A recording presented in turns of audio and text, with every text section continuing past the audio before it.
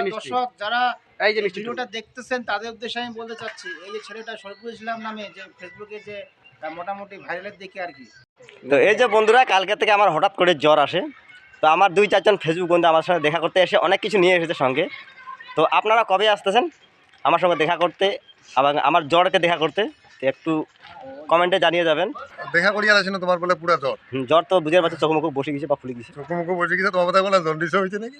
Jharia পাড়ান jaundice. হ্যাঁ, ওর মতনে না গেছে। তো ঘটনা হচ্ছে জেলে আনি দিন হলে কোনো ভালো করে টাইম টু টাইম খান। তো তোমার বাড়ি করে? আমার বাড়ি ময়নাগুড়ি। ময়নাগুড়ি, আমার বাড়ি বড় দিকে। লোকটা পুরো ভিখারি হয়ে গেছে। যাই হোক, জলপাইগুড়ি থেকে তোমার যে এই যে মনে করো যে নাকি রে? 2-3 কেজি আম আপেল আনি দিন, আমাপেল হ্যাঁ এইটা কোনো ভালো মতন খান। আর বাড়ি ছোয়া ছোট কথা না, একলাই খান তোমরা বাড়ির সদরে খাওয়া দাওয়া না, তোমার ওটা প্রোটিনের জন্য দিন। ভোগের পরিণত না হয় না। হ্যাঁ, তো দাদা আপনি কি বলবেন? আমি তো এটাই বলবো যে না, ঠিক আছে, যেহেতু ছেলেটা অসুস্থ, একটু আমরা আর কি করতে পারি, দেখা করেই দেখি। তার মধ্যে রোহিঙ্গা পার্টি তো বেশি দিন আবার সম্পর্ক রাখা যাবে না, নাহলে আমরাও না রোহিঙ্গা হয়ে যাই। বাংলাদেশ। হ্যাঁ, বাংলাদেশ। আর বর্তমান মই ডিমা আনি দিন, ডিমার যে দাম, ডিমা ওই জন্য দিন না।